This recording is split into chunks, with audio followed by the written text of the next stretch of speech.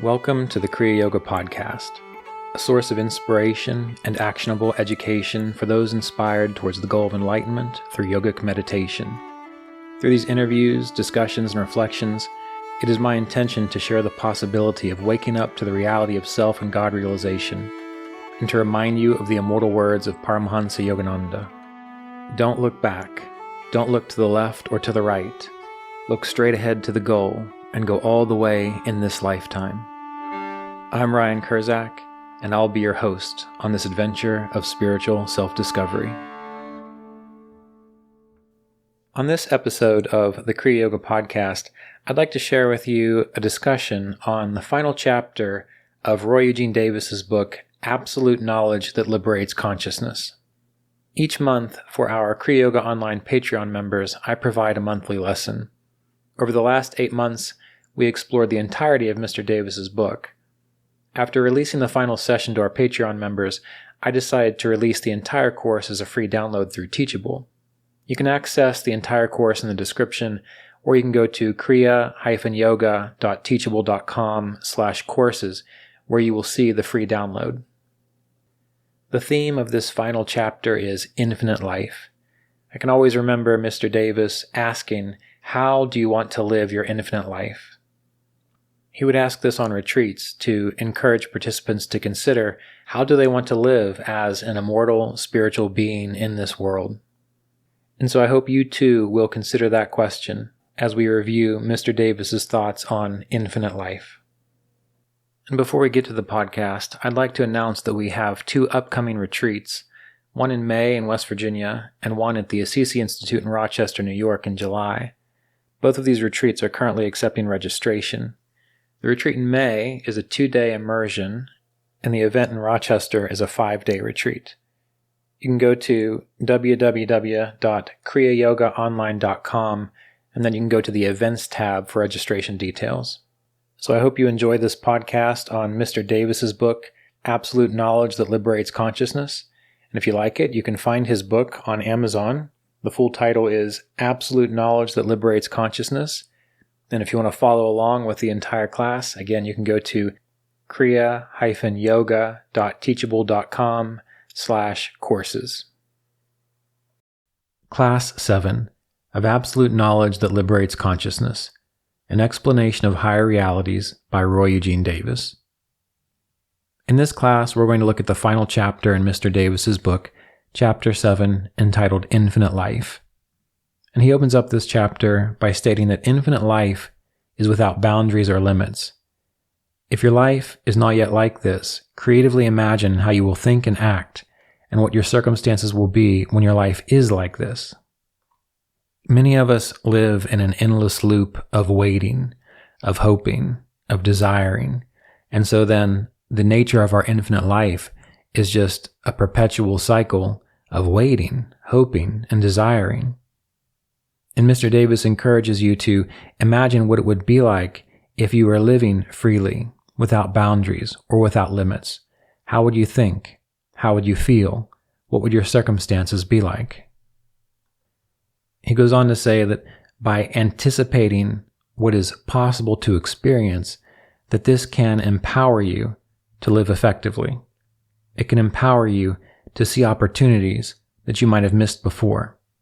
In that experience, that state of consciousness where you are imagining and open to possibilities, sometimes this can attract events and circumstances that can be for the highest good as it relates to all aspects of your life.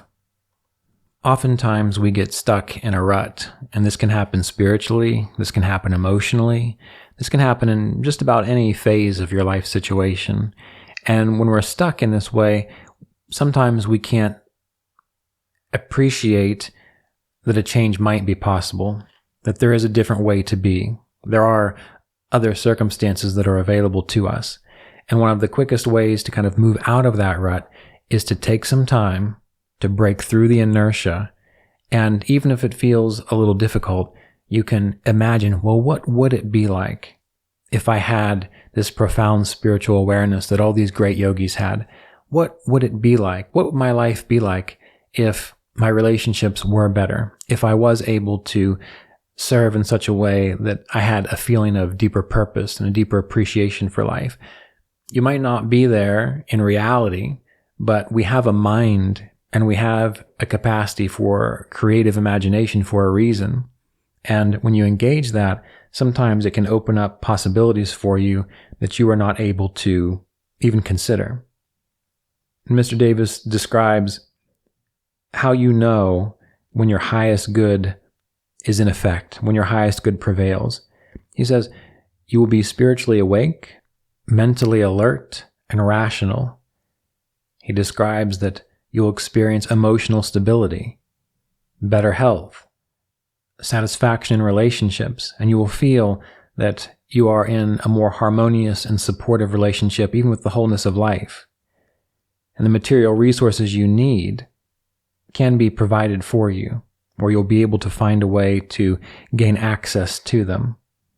And then at the end, we know that we are experiencing our highest good when there is a sense of living enjoyably, and there's a greater sense of being successful in life and having a clear sense of meaningful purpose. It's important to consider this list of ideas and consider, where do you feel stuck? Where do you feel you might not be capable of making change? For example, maybe you've lived in such a way that you don't really feel a deep sense of meaningful purpose, and so you can't really imagine that it's even possible. Or maybe you live in a way where there is difficulty remaining emotionally stable, and so again, there's a sense that you don't feel it is even possible for you.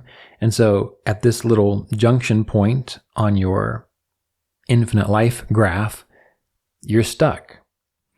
Now, your life is infinite, which means you have time. So knowing that, you can ask yourself, well, do I want to stay in this stuck space? Do I want to continue feeling this way? And of course, I understand the immediate response might be, well, I've tried everything else, or I don't know anything different. I can't even comprehend what it would be like to feel more emotionally stable, or that I have a sense of meaningful purpose, and so on. But what Mr. Davis is encouraging you to do is, just for a little while, take a moment or two and imagine what it would be like if this was possible for you.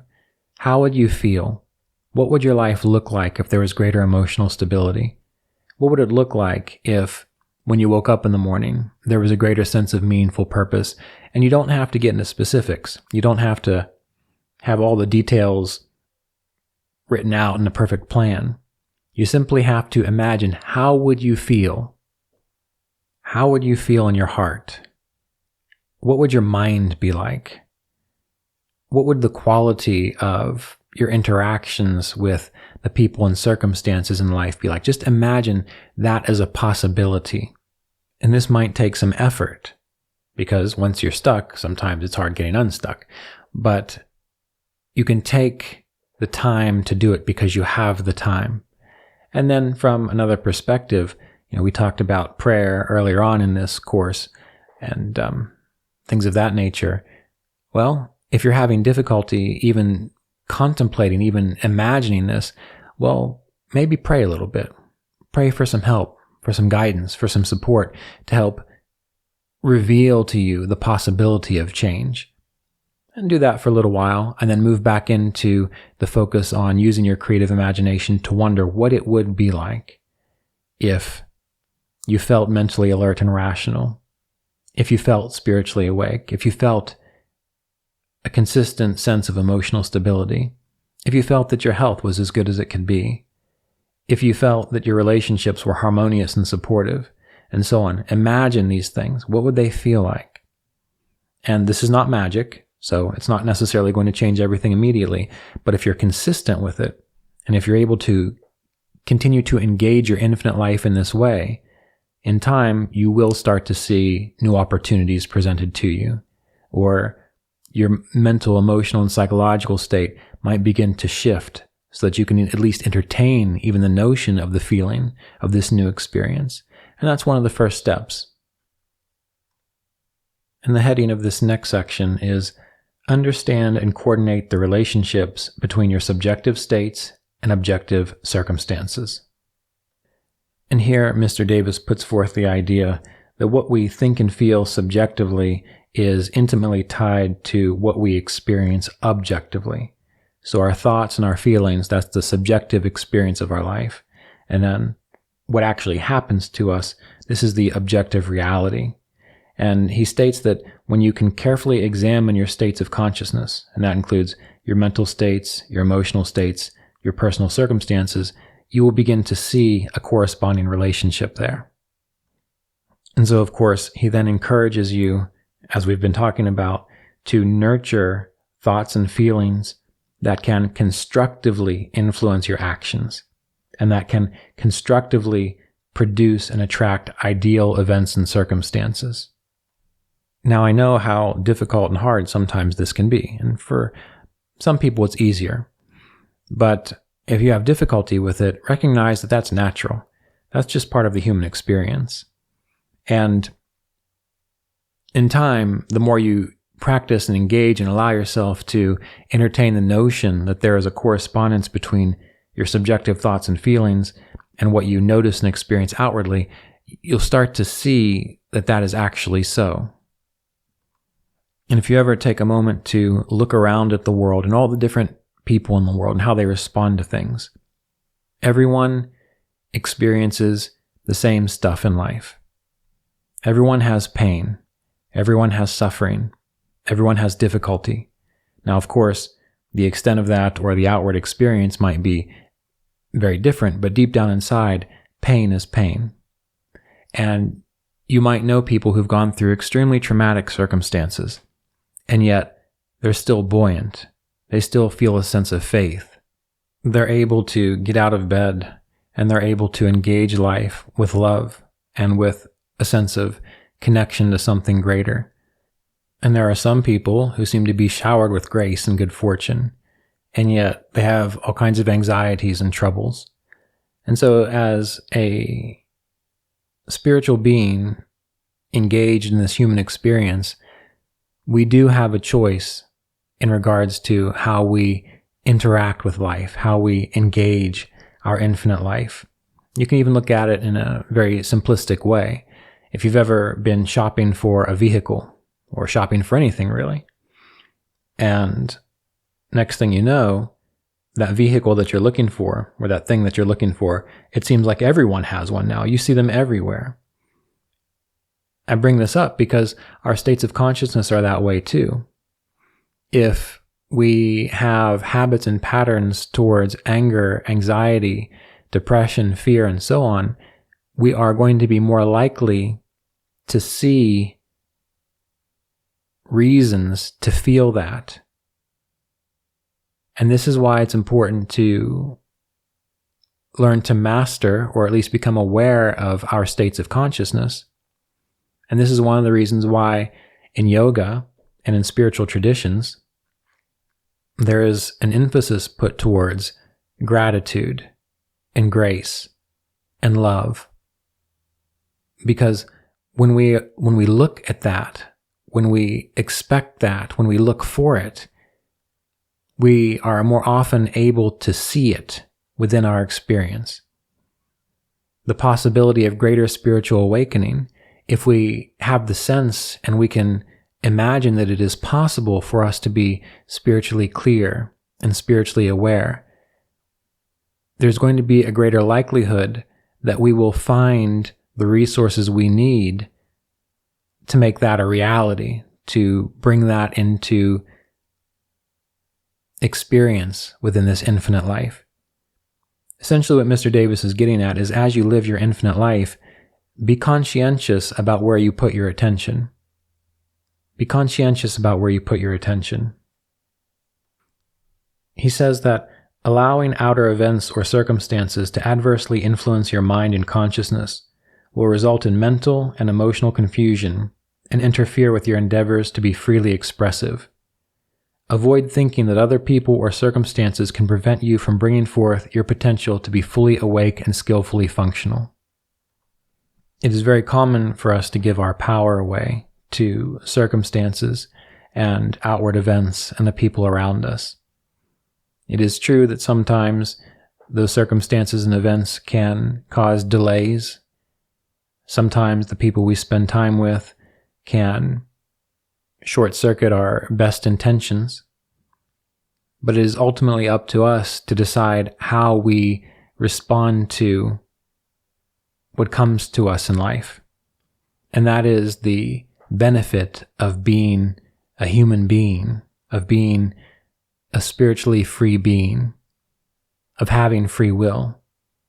Our free will isn't necessarily the capacity to control everything that happens. Our free will is how we respond to what happens, how we see it in the context of the greater wholeness of life. Mr. Davis states that infinite life will be natural and easy when you are always established in self-knowledge and know that you abide in the wholeness of one reality that has within it everything that you need for your total well-being. And the main point to focus on in that statement is that infinite life will be natural and easy when you are established in self-realization. And there is an assumption there that you know how to experience self-realization and self-knowledge.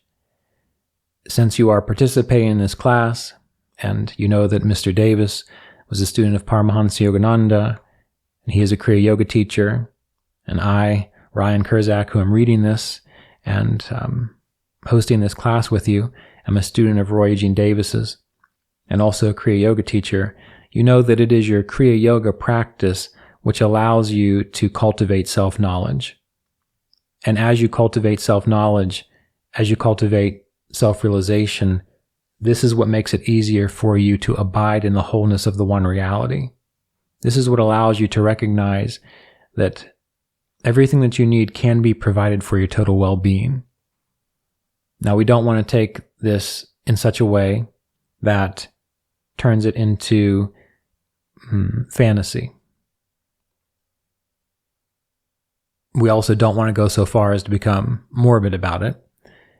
And the reason I'm making this distinction is because it is possible to recognize that you can experience everything you need for your total well-being, the resources you need, the relationships you need, and so on. But on the other side of that, sometimes the things that we need are the situations that we have to endure and learn and grow from. They're situations that make us stronger, that challenge how we look at life, how we experience life. And so we don't want to limit this providence to simply a childish idea of getting what you want all the time. As a yogi, we begin to recognize that as an immortal spiritual being, that situations and circumstances that are provided for us, both the positive and the negative, ultimately have the purpose of helping us become strong and clear, more self-aware.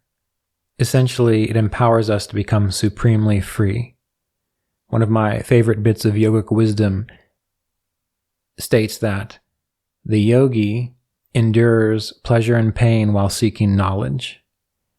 It doesn't say the yogi ceaselessly chases the fulfillment of pleasure. It says that the yogi endures pleasure and pain while seeking knowledge. And this is what leads to supreme freedom, which gives one the capacity to live joyously and freely when the opportunity is there, but it also gives the capacity to be resilient and to attend to life, even when difficulties arise, with wisdom, grace, and poise. And in that, there is also a peacefulness. And this is what it means, in a way, to be supremely free. And the next statement that Mr. Davis makes in this chapter is that until you are able to always and effortlessly be in the flow of supportive events and circumstances, use your knowledge and skills to live effectively while nurturing your spiritual growth. What he's saying here is that until you are always able to be effortlessly in the flow of supportive events and circumstances, that you're going to have to be present. You're going to have to use the knowledge and skills you have to do your best. And what you'll find is, Every day when you do this, you'll get a little bit better. You'll become a little more skillful. It'll make more sense to you, but you have to stay engaged in the process. And we can't let our age or other circumstances cloud our ability to see this as a possibility. One of the great blessings that I've had is that in my life, I've always been surrounded by elders and inspiring elders. When I go to the gym, one of the people I work out with is 70, and he's stronger than I am, and he's quite a bit older than me. There's another fellow there who's in his 80s, another one in his 90s, who shows up every day. And that's inspiring to me because it's showing that you can continue to move and be strong and be healthy. Whereas many people in our culture, at least in this time, might think, well, I'm in my 70s, my 80s, and my 90s. This is time for me to just sit down and let it all go. There's another person I know who's a musician, and she's almost 80, in her later 70s, and she just started taking fiddle lessons again. She's been playing her whole life. And why does she do that? She said, well, I think I can make a little more progress here. And she's a woman that we were playing music together, and there was a bit of a difficulty with the weather, and we didn't think we were going to get together. And I told Jasmine, I said, Val seems like a woman who doesn't let things get in her way. And she's not. And so it's possible for you to be that way. Mr. Davis was an example of this for me too while he was alive. He would go to the gym 2 to 3 times a week. He was always reading, learning, and studying more. He kept himself alive and engaged. He continued to learn. So as long as you are embodied, as long as you're in this life, if you find yourself in a rut, or if you find yourself feeling like, well, there's nothing more I can do, there's nothing more that I can achieve, that I really can't get any better, this is as good as it gets, well, you don't want to be pathological about it and turn into an obsessive type A personality who just can't be satisfied. But while you're here, you always have an opportunity to learn and grow. You always have an opportunity to increase your knowledge and your skills. So find a way to feel as though that's possible for you. Imagine that you have that capacity. Imagine that it could be a joy for you to consider continuing to engage this infinite life despite your age or your circumstance or whatever liabilities you might be currently identifying with. And I think that's important, and possibly why Mr. Davis would ask people how they are living their infinite life. Because if you look at life on the spectrum of infinity, well then, whether you're 20, 30, 40, 50, 60, 70, 80, or 90, well, you're still alive. Your consciousness is still active.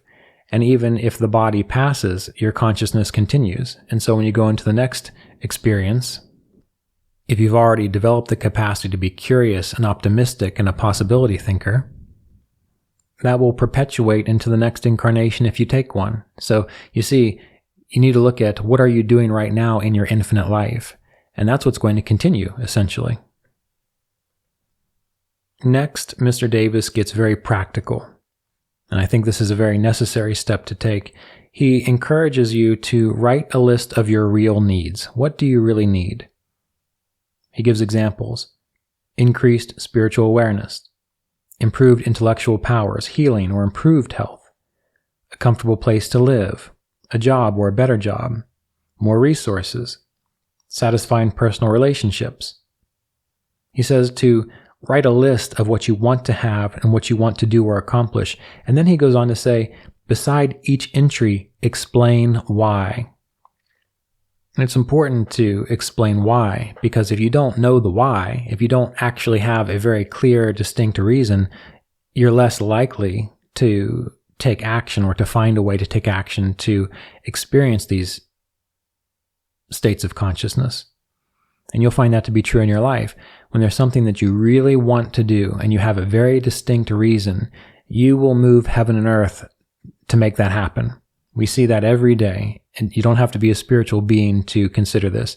Everyone is doing this. What they really want to experience, most of the time, they find a way to experience it.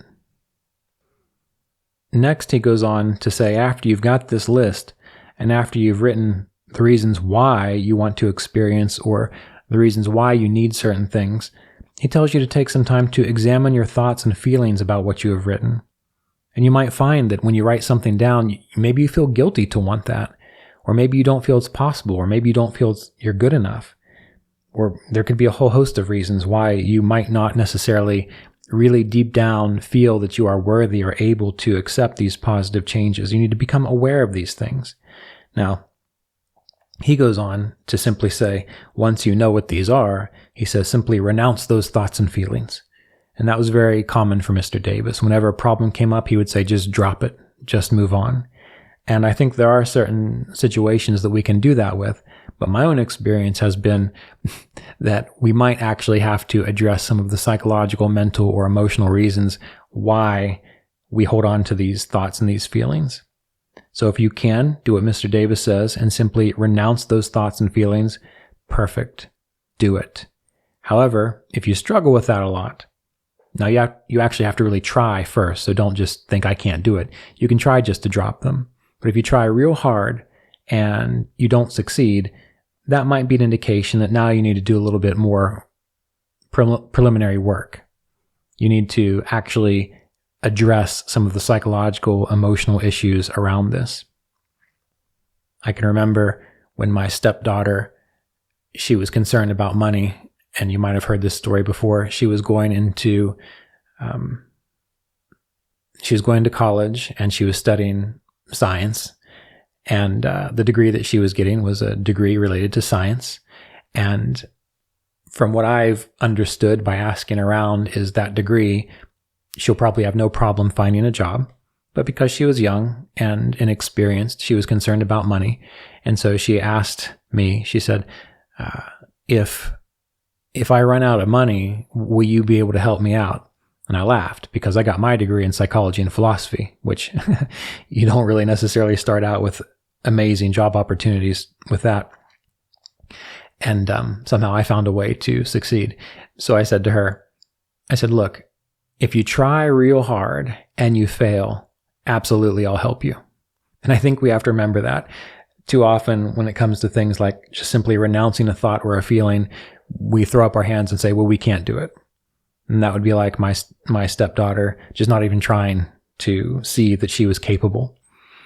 So my advice to you would be try real hard. And after trying real hard for a significant amount of time, if it doesn't work, that might be an indication that you need a little external help, which is no problem. And there's nothing wrong with that. And in fact, many people who recognize that as a possibility will tend to make greater progress quickly versus those people who simply try to force it, try to force their way into renouncing feelings and thoughts and so on. And once you've worked through all of that, Mr. Davis states that if you need more knowledge or special skills, simply find out where to get them, where to get that knowledge, how to train yourself, how to acquire those skills, and then use them. And once you've done all of that, he says to be receptive to the unplanned good fortune that you can have when you are in tune with the power that enlivens and nurtures the universe. Unfortunately, he goes on to say, well, what happens if you do your best and you work towards this and you don't have the results which you are expecting or that you need or want? Well, he says that after you've done the best of which you are capable, if you do not have the results you need, or you cannot resolve the situations, he says to avoid anxiety about those matters. Then he says, direct your attention to the source. Rely on it to provide for you and to resolve discordant and unpleasant situations. So direct your attention to the source. Rely on it to provide for you and to resolve discordant or unpleasant situations. The more conscious you are of the omnipresent reality in which you abide, the easier it will be for you to know that all you need for your complete well-being is available to you. There's a few things we need to talk about here. Number one, that very last statement where he says, the more conscious you are of the omnipresent reality in which you abide, when he states that, we again have to remember that it is the purpose of our Kriya Yoga practice and our spiritual practice to become more conscious of the omnipresent reality. So when we go into our meditation, when we cultivate an awareness of spirit, what that's doing is incrementally, it is giving us an awareness of this omnipresent reality. And the greater ability we have to be conscious of it, the easier this last step he just mentioned will work, because too many people have faith and they have hope. And so they want to believe in God. They want to believe in a divine reality. They want to believe in an omnipresent reality, but they've never really even kind of touched an experience of it. And even their intuition makes them doubt that it is possible. And when that's the case, this isn't really going to be that effective. So cultivating the possibility of feeling a conscious relationship with the omnipresent reality, that is important.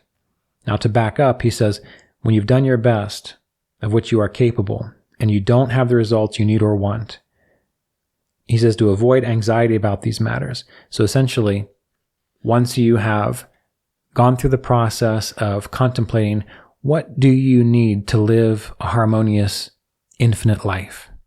And you write that down. And then you write out the reasons why you need or want these certain things on a specific level. Again, spiritual awareness, more harmonious relationships, the ability to feel like you're in the flow of material resources so that you can be able to live a life without terrible amounts of financial stress.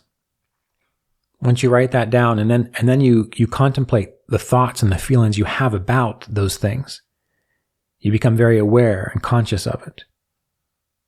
That's the next step. And then, of course, he says, simply renounce or remove those troublesome thoughts which get in the way of your ability to feel like you are worthy or capable. And of course, I add in there that if that doesn't work, then work with a counselor or a psychologist or a professional to really dig in there. That way you don't waste time just trying to force the issue. Now, once you've done all of that, and if you still feel like your results aren't successful, or you still feel like your infinite life is still the endless repetition of worry and anxiety and so on, well, the next step, he says, is to direct your attention to the source and then rely on it to provide for you and to resolve discordant or unpleasant situations. He doesn't jump right to that, because then we become passive, we become docile, and we are meant to engage this life. We have a free will and we have willpower. It was endowed to us for a reason. We just have to use it in harmony with the whole. But when you've done all of that and it still hasn't worked out, then what do? Then you stop, you surrender, and you continue doing your best, but without anxiety, you tune into Source and you acknowledge, I've done my best. You, Source, the omnipresent reality, God, divine, whatever term you use, you obviously have access and knowledge to infinite possibilities. And so I give this up to you. And you allow this divine reality to do what needs to be done, to reveal what needs to be revealed to you. And in this way, you even move into a state of Ishvara Pranidhana. In the Yoga Sutras, we know this is one of the 3 pillars of Kriya Yoga, which is indicative of surrender to God.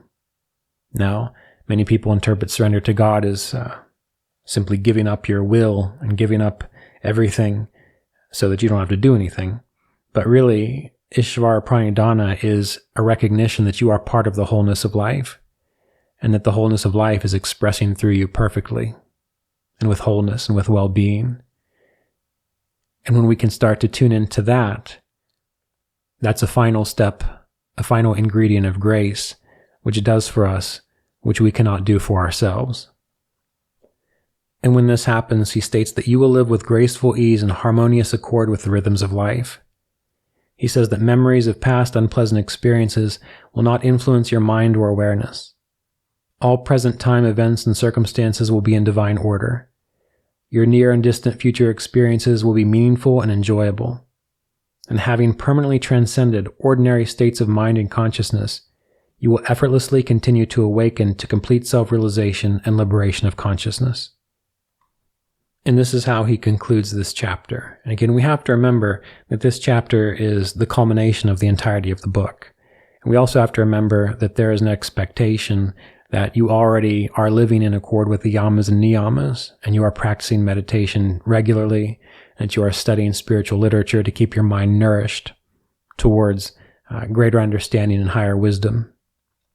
all of that serves as a foundation for you to understand what Mr. Davis is trying to get at when he encourages you to recognize that this is your infinite life. And your infinite life will continue as it is in the way that you are living it, in the way that you choose to think and feel and act. And he describes that as you live your infinite life, you do have to focus on developing skills. You do have to be curious about what is possible. And you also, more than likely, will have to be open to making changes in how you think, feel, and behave. But once again, as you practice Kriya Yoga and as you get deeper into understanding spiritual philosophy, you recognize that you are not your mind, your emotions. You're not these things that you define yourself through. You are an immortal spiritual being. And so Mr. Davis would encourage you to live like one. And to live like one requires a consideration of everything that we've discussed in this class. Now, in the previous classes, I did not spend a whole lot of time looking at the answers to questions that come at the end of each chapter. However, in this last class, this last chapter, there are some things that we could talk about that Mr. Davis brings up to help bring this point home. So one of the questions that Mr. Davis answered was, I have thoughts and feelings of resistance to having what I need and want, of not being able to have them, and feelings of unworthiness. It is not easy for me to let go of these thoughts and feelings. What can I do about this? And he says to replace troublesome thoughts and feelings with thoughts and feelings of self-worth and openness to the good fortune that is always available to you and you deserve to have. This is something I found to be very useful, meaning if I would go through this process and I felt a sense of unworthiness or I had issues with self-worth, what I would do is I would sit down and I would imagine, well, how would I feel if I really thought that it was possible, if I really felt that I deserved this, that as a immortal spiritual being, that it's perfectly okay for me to feel fulfilled in this way. And I would reflect upon that, and then I would spend time imagining that. So instead of focusing on the anxieties of the why that there is a problem, I would focus instead on imagining, well, what if I did have this good fortune? What if it was okay? What if I was worthy? What if life was supportive of this experience? And I would feel it deep down into my heart and into my spine and into my brain, and I would focus on this. So you can replace the troublesome feelings and thoughts by contemplating essentially the opposite of them. And he goes on to say to be self-reliant, self-confident, and purposeful. Now, once again, that's a wonderful thing to do. And often it's easier said than done. So what I would say is, if you have difficulty being self-reliant, self-confident, and purposeful, we'll figure out the root cause of that and resolve it. Because you can spend many hours, many days, many months, even years trying to reimagine that you feel good, you feel worthy, you feel that grace is possible to you. And that will be helpful to a degree. It'll be helpful to your mind and so on. But if that never allows you to get to the root issue, then you're just constantly putting a Band-Aid over the situation. So another step would be, again, to work with a counselor, a psychologist, someone who can help you look past your blind spots and dig into the root cause and remove the issue by the root. And sometimes what you find is, when you find the root cause of difficulties with self-reliance and self-confidence and purpose, when you're able to recognize that and resolve it, you don't have to really try to do it anymore. You naturally feel self-reliant, self-confident, and purposeful. And in this way, using probably a combination of these two approaches, that will help to, as Mr. Davis says, bring forth and fully actualize the potential that is within you to experience excellence in all aspects of your life. Now, the next question is that, isn't it a form of escapism or denial of facts that exist for me to remove my attention from troubles and direct it to source? And Mr. Davis states that being in tune with the source while accomplishing your purposes is the ideal way to live. If you have done the best of which you are capable without having positive results, or are confronting situations you cannot resolve, complete reliance on the source will allow it to do for you what you could not do. You will not have the mental and emotional unrest, anxiety, or feelings of despair which interfere with your ability to function effectively and be in the flow of supportive events. Now again, assuming you're not just simply in psychological denial or you're struggling with psychological issues, this is very important because sometimes there are things that happen in life which no amount of willpower is going to change. And there are numerous situations that we could list, but I'm sure you know of some of them. What do you do when you confront those situations? Well, there is a reason that we have the capacity for endurance. The root chakra is the power of endurance. It's our spiritual power of endurance. And sometimes there are things, like for example, let's say, like today, it's raining outside. I can't change the weather pattern. But what I can do is I can quit being frustrated about it and I can relax. I can give up the situation to source. And what's going to happen is in a few days, the rain's going to pass and the sun's going to come out. In our reality that we live in as a human being, there's constant change. So when there's something that we cannot change through our will or through our skillful means or through our intentions or our thoughts or our prayers, sometimes the best thing we can do is simply tune into source and trust in source to handle the situation. And this will help to relieve the emotional unrest and anxiety and feelings of despair. And then when the situation is supportive again, you can tap into that. And I think that's something that we need to consider as yogis, because often our meditations don't always go the way we want, or we don't always feel serene and whole and wonderful when we meditate. And life isn't always in perfect harmony. And so what I've noticed is that in those times, then you rely on source. You go within with patience and you abide as the self.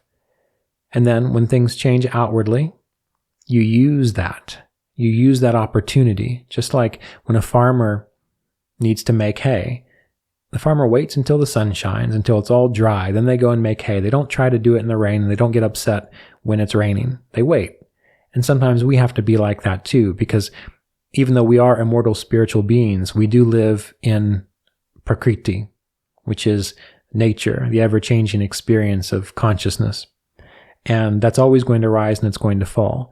And we can, through our mastery of our states of consciousness and taking care of our life to the best of our ability, usually have the opportunity to learn and grow and feel purposeful and so on. But those moments that come along where it just doesn't quite work, you just relax, because it'll come around again. The time will come around again. And this tends to relieve a lot of anxiety and distress within people. So you don't have to deny reality. You just simply have to ride the waves of reality. And the more skillful you are, the more knowledgeable you are, the easier it will be for you to recognize when it is appropriate to take action or when it is appropriate just to hang back and wait and rest. Now, to finish out the class, I'll read the final page of Chapter 7, where Mr. Davis talks about meditation. He writes, "Meditate in thought-free silence until you are conscious of your oneness with the wholeness of life. After meditation, be receptive to the guidance that will emerge from within you and to the opportunities that are available for your total well-being. When you see or hear about others who are thriving, be happy for them. Learn to expect, see, and easily accept the blessings that you can have. Past experiences are history, events which cannot be changed. Your future experiences in this world and beyond will be determined by your states of consciousness and actions. Knowing that you are an immortal, spiritual being, live freely now." So I'd like to take some time to thank you for participating in this class on Roy Eugene Davis's book, Absolute Knowledge That Liberates Consciousness, an explanation of higher realities. I'd like to encourage you, if you can, to find a copy of this book and study it often, or go back and re-listen to these classes, because you'll often find that you might have missed something, that you hear things differently, that you understand something from a different level as your consciousness becomes clearer. And this is a wonderful book to study. You can also take our classes, our online classes that we have available, which is an introduction to Kriya Yoga meditation for spiritual growth. That's a 12-week class. And then a much longer, year-long course called the Kriya Yoga Discipleship Course. And students who've gone through those classes are welcome to apply for the 2-year Kriya Yoga Apprenticeship Course. Otherwise, feel free to visit kriyayogaonline.com, and you can find events, online events, in-person retreats, in-person immersions and initiations, and also a complete series of books which will give you all you need to effectively engage your Kriya Yoga practice. Be well. It was wonderful to spend this time together and study. I look forward to seeing you soon. Om Shanti Shanti Shanti Hari Om. Peace.